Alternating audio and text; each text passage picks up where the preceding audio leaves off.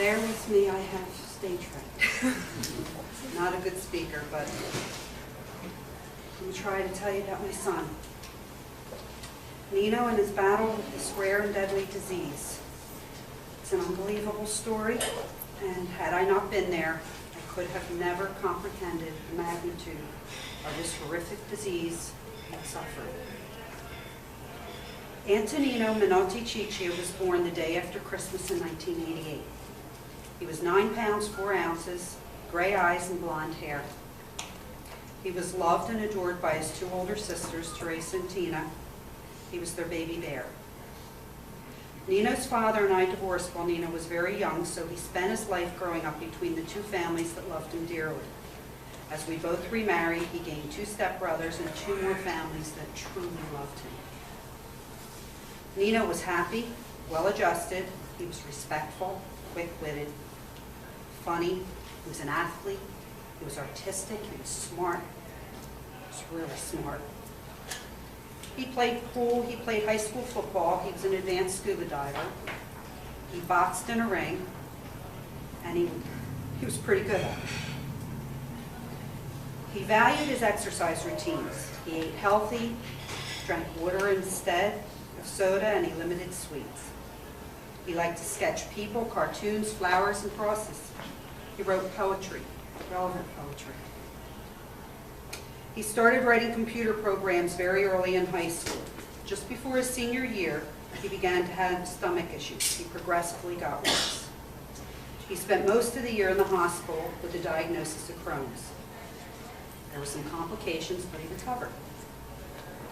He regained his weight, went back to a healthy exercise routine and diet. He enrolled in college and got a job with educational testing services.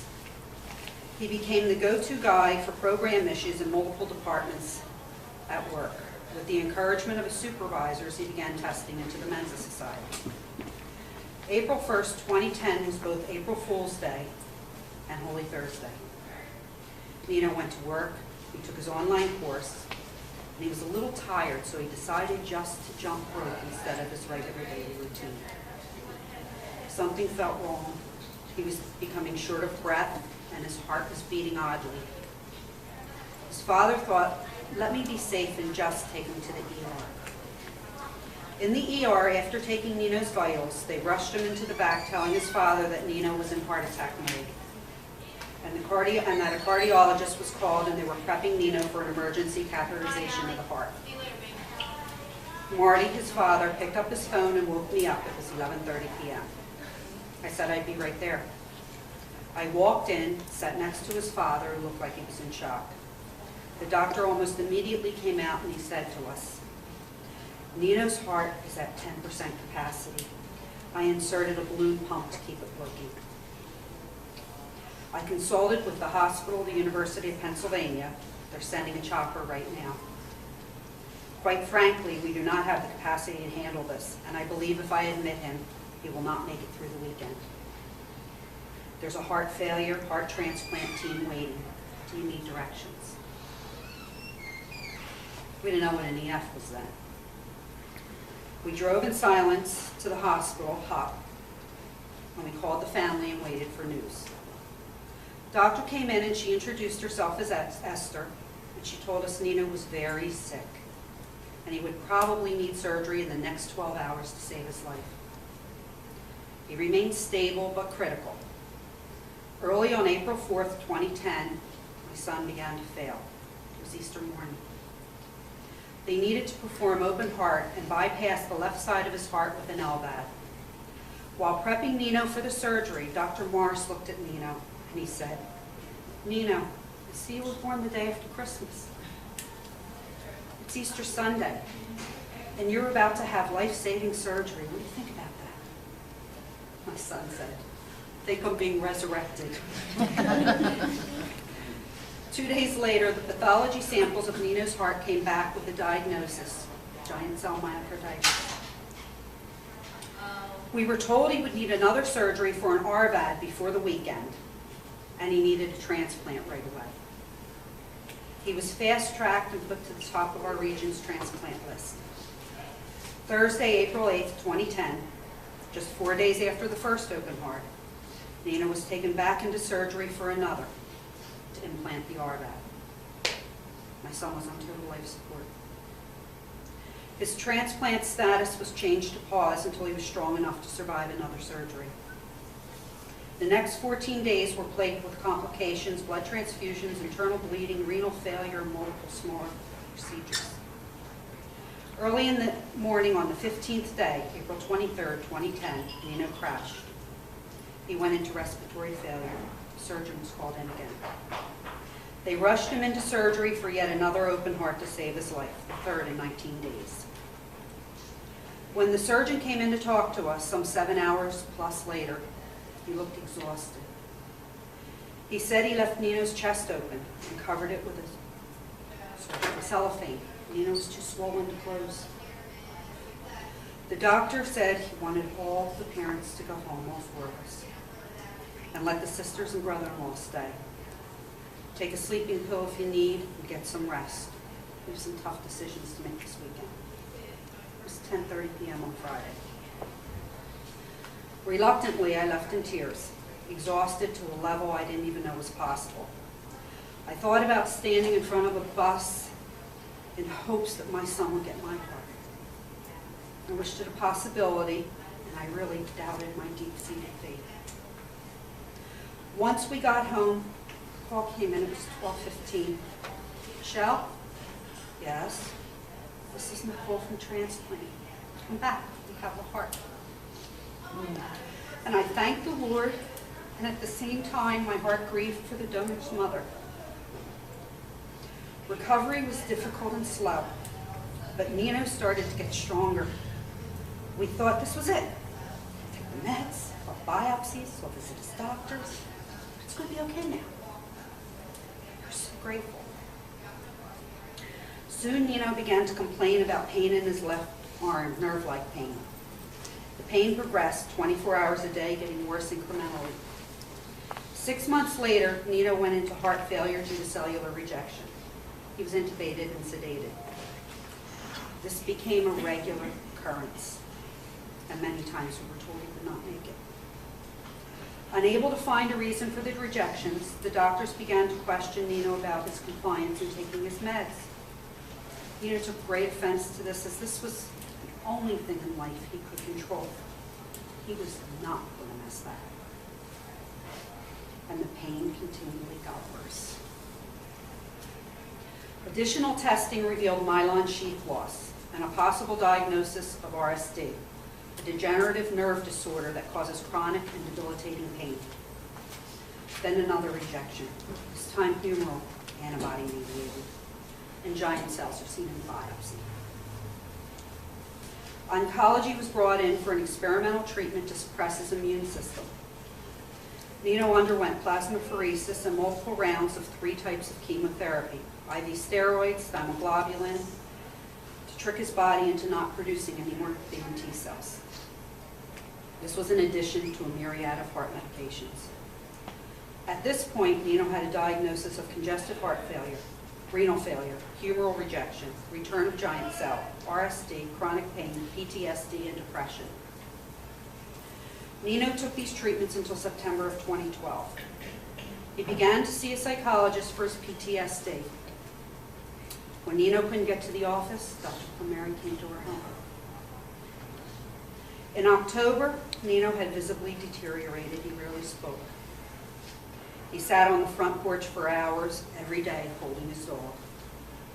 He stared into the yard and hung his head. He began to fall regularly. His feet were covered with warts, making every step painful. We later found out he confided in his psychologist that he knew he was dying, and he was tired. The last week of November, he was hospitalized. He was deteriorating too quickly. His stay was about 10 days. He came home and had a follow-up in a few days and was admitted during the follow-up. He had end-stage kidney failure and end-stage heart failure. He had ventricular tachycardia, and the medication was not effective in controlling it any longer. The doctor discussed hospice with me after talking with Nino privately. He then discussed it with both of us. Then he discussed it with Nino's sisters. They were angry. They felt we were all giving up. Nino came home on hospice the week before Christmas in 2012. My daughter, Nino's oldest sister, is a nurse, and Nino asked her to be his medical power of attorney and advocate. She stayed at my house with her 4-year-old to help with Nino's care while her husband cared for their 2 older children in their home. Christmas Day, he developed severe pain in his right lower back. It kept getting worse, and they increased the morphine. He spent Christmas Day 2012 and his 24th birthday in a hospice bed and in pain.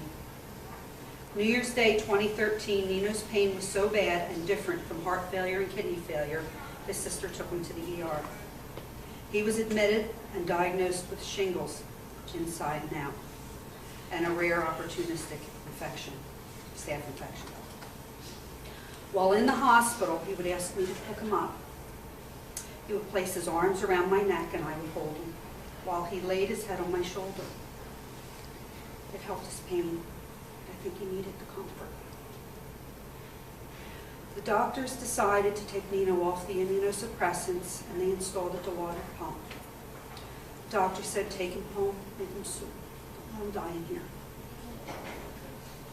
I brought my only son home and made our den his bedroom. We sat vigilant at his side day and night. Nino was in and out of it for the next few days. He did not want to be catheterized, so I would help him up to the commode next to his bed. I would hold the urinal when he couldn't. He was only about 120 pounds then. January 7th, 2013, his kidneys began to produce more urine. This was a good sign. He became lucid and seemed stronger. Talking with his sister Teresa, watching a movie with his stepbrother Alex, playing video games with his sister Tina. When everyone had gone home, Teresa went upstairs to bathe her youngest, and my husband went downstairs to watch TV. Nino had to urinate, so I bent over and put his arms around my neck. I then swung his legs off the bed carefully, helped him up slowly, and started to pivot him on the commode. He let go of me to steady himself, and he looked at me and smiled. "Oh, privacy, please." "You sure?" She said yes. I said I would be right outside the door, and I left the room. It was only about 3 minutes when I heard the thud. I ran into the room where Nino was lying face up on the bed and perfectly still. I ran to where his face was and quickly looked at the way his heart was beating and not beating. I tried to comfort him and said, "You're going to be okay, son. I love you." Placed my hand on his heart and his eyes rolled half shut. I screamed for Teresa and my husband Vic, and they tried to resuscitate him. My 4-year-old granddaughter looked at me and said, "Did Uncle Nino go to God's house?"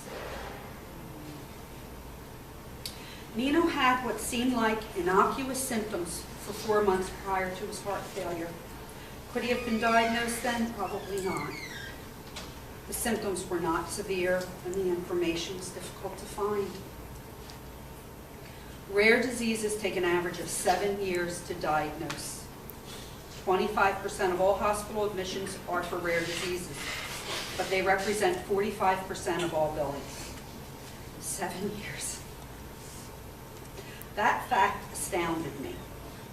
Myocarditis doesn't give you much more than hours to diagnose, and if you're lucky, days. With today's technology, we should have the ability to give every doctor every tool and every piece of information that he can use in the most efficient manner possible. After all, we are talking about saving lives. What if we had a central registry for all undiagnosed symptoms and sudden death of young adults and children? The HR 1591 CAL Undiagnosed Registry is a budget-neutral bill that creates such a registry by allowing the doctor to create the symptom model, and it complies with HIPAA. The registry is solely for the doctor's use. A family doctor can enter his patient's symptoms. We'll call him Dr. A. The model will remain in the database. A second doctor, we'll call him Dr. B. Has a patient he needs to diagnose quickly or cannot find a diagnosis. Dr. B enters the symptoms. If there's a match or something close in criteria, a numbered model will come up. If the model seems relevant, Dr. B can contact Dr. A, and so a collaborative network is formed. And hopefully, diagnosis will lead to research. Research will be given all the data, and that can lead to more treatment options. The bill has received tremendous bipartisan support. However, to get this bill approved, we need to email or call each one of our members of Congress. I believe Candace and Lindsay have set up a laptop, so if anybody interested can do that today. Please ask everybody you know to do the same.